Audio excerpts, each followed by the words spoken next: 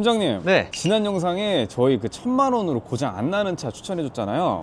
일단 조회수가 잘 나오기를 바라고 있습니다. 구독이랑 좋아요 부탁드려요. 이번에 제가 예산 좀 올려서 왔거든요. 한 2천만원대로 진짜 명차, 고장 안 나는 가성비 좋은 차 있을까요? 2천만 원대면 2천만 원을 원하시는 건가요? 아니면 2,990만 원도 가능한 건가요? 2천만원 중반까지만 부탁드리겠습니다. 중반까지. 그럼 추천드릴 차는 바로 이 차입니다. DM8 소나타 하이브리드인데요. 일단 이 차 시세가 1,000만 원 중반대부터 그래도 괜찮은 차량들이 있지만 적당한 옵션, 적당한 키로수, 무사고 이렇게 보시려면 한 2천만 원 정도 전후면 충분하게 좋은 차를 고르실 수가 있습니다. 이게 또 중형 세단인데 하이브리드다 보니까 연비가 재원상으로는 18, 19가 나오지만 실제로 주행했을 때는 대부분 20km가 넘어가는 그런 준수한 연비를 또 가지고 있고요. 2천만 원대 금액이면 그랜저로도 넘어갈 수도 있지만 연비에서 너무나도 좋은 장점이 있다 보니까 사실 저는 이 차만한 게 없다고 생각을 하거든요. 그리고 또 장점이 이렇게 19년도 이후에 나온 차량들은 차선 유지 보조, 전방 추돌 방지 보조 같은 이런 기본적인 안전 옵션도 다 들어가고요. 이 차는 스마트 센스 옵션도 들어가서 후측방 안전 옵션이랑 스마트 크루즈 컨트롤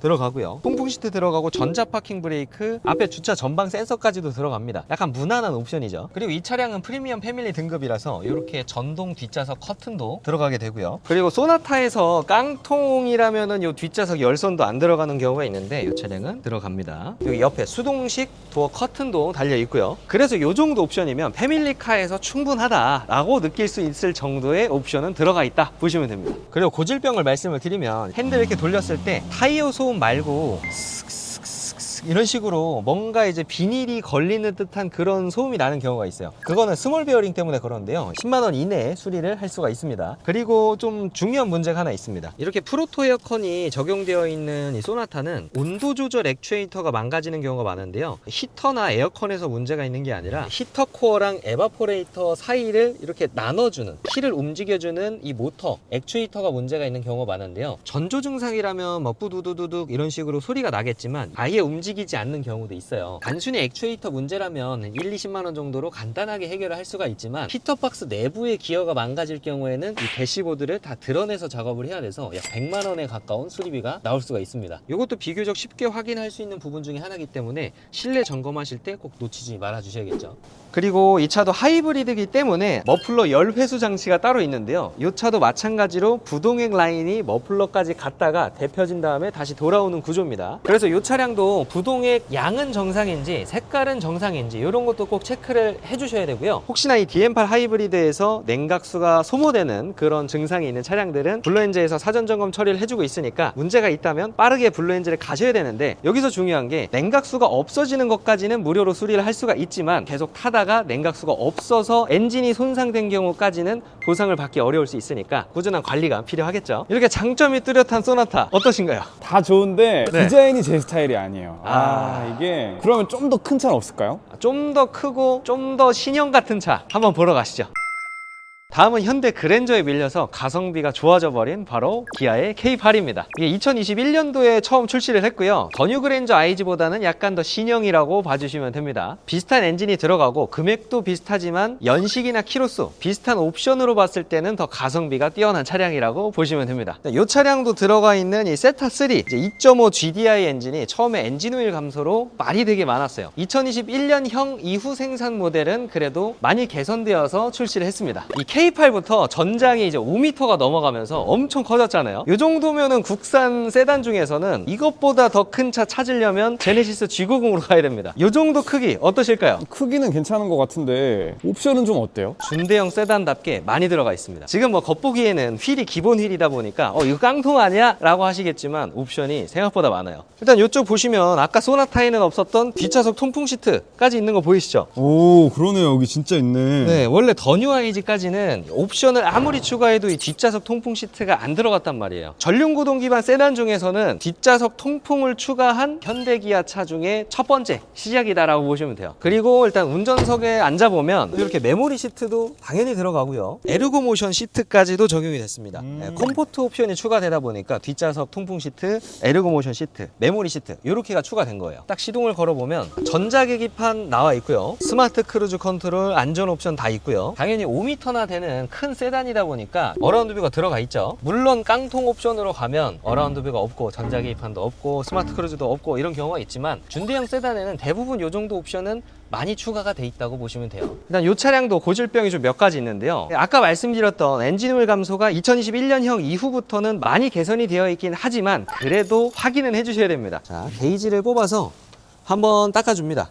닦아주고요. 그리고 자, 이렇게 봤을 때 원래 이렇게 없는 경우가 있을 수 있습니다. 10대 중에 한두 대는 문제가 될 수도 있으니까 중고차 구매하실 때 보셔야겠죠. 한 방울 있네, 한 방울. 엔진오일 감소가 되지 않은 차량들도 어느 정도는 약간 지저분할 수는 있는데 머플러를 이렇게 딱 찍어 봤을 때 이렇게 검정색 물 오. 이렇게 나온다면 1차적으로 엔진오일 감소를 의심을 해보고요. 직접적으로 오일 감소가 되는 걸 확인하려면 엔진오일을 일정 부분 이상 맞춰놓고 약 1000km에서 2000km 정도 주행을 하고 난 뒤에 얼마나 소모가 됐는지 체크를 해봐야 되는데 중고차 구매하는 입장에서 1000km 주행하고 살 수가 없잖아요. 이런 식으로 좀 유추해가면서도 걸러낼 수 있으니까 이런 부분들은 꼭 확인을 해주셔야 돼요. 그리고 또 한 가지 2.5 가솔린에서 고질병이 또 있는데요. 서머스타트 하우징이라고도 불리는 부품인데 이 부동액 라인 호스들, 굵직한 호스들이 여기 다 모이는 걸 보실 수가 있을 거예요. 히터를 틀었을 때 히터 쪽으로 길도 열어주고 열이 많이 받았을 때 서머스타트를 열어주면서 엔진을 냉각해주고 이런 거를 좀 여닫아주는 수문 역할을 한다고 보시면 되는데요. 여기서 전자제어로 개폐가 되는 방식이다 보니까 오류가 생기면 경고등 점등 또는 엔진 과열로 이루어질 수도 있다 보니까 냉각수 누수가 있다거나 또는 경고등이 점등된다면 바로 수리를 해주셔야 되는데 이것 또한 수리비가 약 40에서 50만 원 정도 적지 않게 들어가기 때문에 점검을 꼭 해주셔야 돼요. 물론 이 차는 지금 엔진오일이 감소되는 것 같아서 좀 애매하지만 K8 어떠신가요? 괜찮지 않나요? 설명 진짜 잘 들었는데 네. 제가 까먹고 하나를 말 못했어요. 어떤 거요? SUV를 원해요. 아, 장난이고 자, SUV 중에 왕이 하나 있습니다. 한번 이동해 보시죠. PD님 운전 자신 있으세요? 저 뭐 운전은 뭐 자신 있죠? 그러면 이제 2천만 원 초반에 끝판왕 SUV가 있습니다. 2천만 원 초반까지 예산 보시면 그냥 이거 사세요. 펠리세이드입니다. 네, 펠리세이드 3.8 가솔린 차량이에요. 일단 이 차가 2천만 원 초반이긴 하지만 이제 산타페랑 소렌토에서 가솔린으로 선택하려면 가성비가 좀 많이 떨어진단 말이에요. 펠리세이드는 오히려 디젤이 수출 때문에 더 비싸져서 동일한 옵션으로 봤을 때 가솔린보다 디젤이 훨씬 비싸거든요. 그래서 이 가솔린이 가성비가 좋은 거죠. 일단 이렇게 큰 차체에서 오는 공간성, 안정감, 그리고 넉넉한 트렁크 공간까지 난 더 큰 차를 원한다 하시는 분들은 많이 없을 겁니다.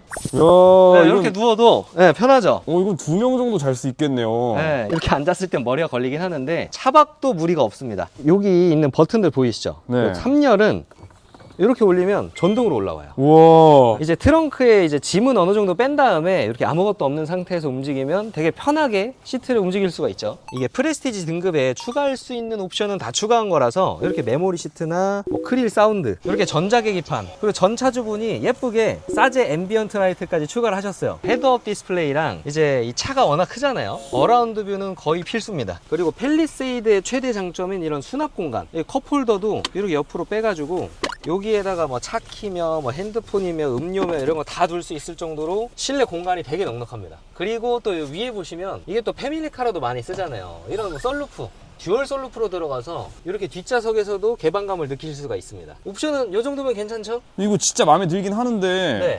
뭘 조심해야 돼요? 고질병 몇 가지 알려드릴게요. 이 펠리세이드는 디젤로 선택하시면 2.2 디젤 R 엔진이 들어가고요. 가솔린은 3800cc급 람다 엔진이 들어갑니다. 이 차량은 가솔린이니까 람다 엔진이 들어가 있는데요. 람다 엔진의 고질병인 체인카바 누유를 조심하시면 되고 헤드가스켓 누유도 조심해 주셔야 되고 헤드가스켓이 들떠서 냉각수랑 엔진오일이랑 섞이는 경우도 있으니까 냉각수 캡이랑 엔진오일 캡을 꼭 열어서 안에 혹시나 섞인 건 없는지 카라멜 마키아토 같은 색깔이 나오진 않는지 꼭 확인을 해보셔야 되고요. 그리고 이 차는 2륜이라서 해당 사항이 없지만 4륜을 원하시는 분들은 시운전 하실 때 좌회전이나 우회전 또는 유턴 주차할 때 핸들을 끝까지 꺾고 나갈 때 뚝뚝뚝뚝 이렇게 끊기면서 매끄럽지 않게 나가는 경우가 있고요. 그런 경우에는 이제 디퍼런셜 기어 앞에 붙어 있는 커플링이라는 부분에서 문제가 되는 경우가 많습니다. 시운전하면서도 간단하게 볼 수 있는 부분이니까 그런 것도 조심하면 좋겠죠.